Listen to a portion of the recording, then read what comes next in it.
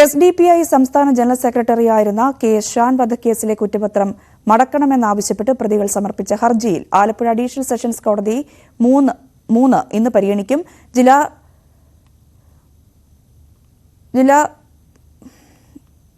ഹർജി ഇന്ന് പരിഗണിക്കുന്ന സാഹചര്യമുണ്ട്.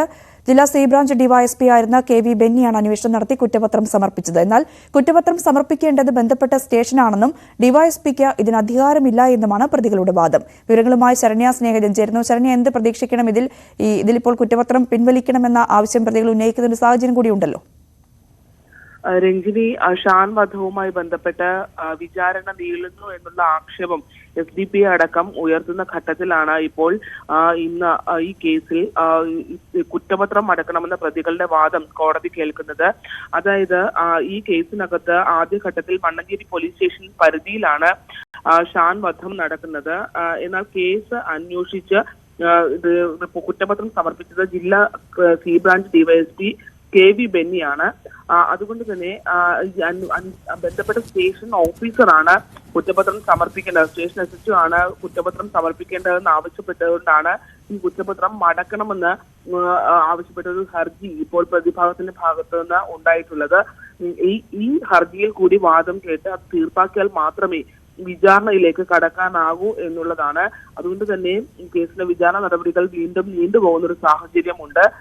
ഷാൻ കൊല്ലപ്പെട്ടതിന്റെ പിറ്റേ ദിവസമാണ് രഞ്ജിത്ത് ശ്രീനിവാസൻ കൊല്ലപ്പെടുന്നത്. ഈ ഇരട്ട കൊലപാതകങ്ങളിൽ രണ്ടിലും ഒരു ദിവസം തന്നെയാണ് പോലീസ് കുറ്റപത്രം സമർപ്പിച്ചിരുന്നത്. പക്ഷേ രഞ്ജിത്ത് ശ്രീനിവാസൻ കേസിൽ ഇപ്പോൾ വിചാരണ നടപടികളൊക്കെ പൂർത്തിയാക്കി പ്രതികൾക്ക് ശിക്ഷ വിധിച്ചിരുന്നു. ഷാൻ വധക്കേസിൽ ഇതുവരെ വിചാരണ തുടങ്ങാൻ കഴിയാത്തൊരു സാഹചര്യവും പബ്ലിക് പ്രോസിക്യൂട്ടറെ നിയമിക്കുന്നതുമായി ബന്ധപ്പെട്ട കാലതാമസവും ഒക്കെ ഉണ്ടായിരുന്നു. അതുകൊണ്ട് തന്നെ SDPI അടക്കമുള്ള സംഘടനകൾ ഇത്തരത്തിൽ ബോധപൂർവമായ വൈകിക്കലാണ് എന്നുള്ള ആക്ഷേപം ഉയർത്തുകയും ചെയ്യുന്നുണ്ട്. ഈ രണ്ട് കേസുകളിലും കുറ്റപത്രം സമർപ്പിച്ചെങ്കിലും ഷാൻ കേസിൽ ഈ സംഭവത്തിൽ, അതായത് ഇനിയിപ്പോൾ കുറ്റപത്രം മടക്കണമോ എന്ന കാര്യത്തിൽ ഹർജിയിൽ കോടതി തീർപ്പാക്കിയതിനു ശേഷം മാത്രമേ വിചാരണ തുടങ്ങാനായി കഴിയുള്ളൂ. ആദ്യഘട്ട കുറ്റപത്രത്തിൽ 11 പ്രതികൾക്ക് പുറമെ രണ്ടാം ഘട്ട കുറ്റപത്രവും സമർപ്പിച്ചിരുന്നു. ഇതിലും അത്രത്തോളം തന്നെ ആദ്യഘട്ടത്തിൽ 9 രണ്ടാം ഘട്ടത്തിൽ 11 പ്രതികളാണ് ഉള്ളത്. ഈ 2021 ഡിസംബർ 18 ഷാൻ കൊല്ലപ്പെടുകയും അതിനോടനുബന്ധിച്ച് തന്നെയാണ് മണിക്കൂറുകൾ മാത്രം വ്യത്യാസത്തിൽ പുലർച്ചയോടുകൂടി രഞ്ജിത്ത് ശ്രീനിവാസനും കൊല ചെയ്യപ്പെടുന്നത്. ഈ രണ്ട് കേസുകൾ ഒന്നിൽ വിചാരണ പൂർത്തിയായി ശിക്ഷ വിധിച്ച വധശിക്ഷ അടക്കം നമുക്ക് കഴിഞ്ഞ ദിവസങ്ങളിൽ ചർച്ചയായതാണ്.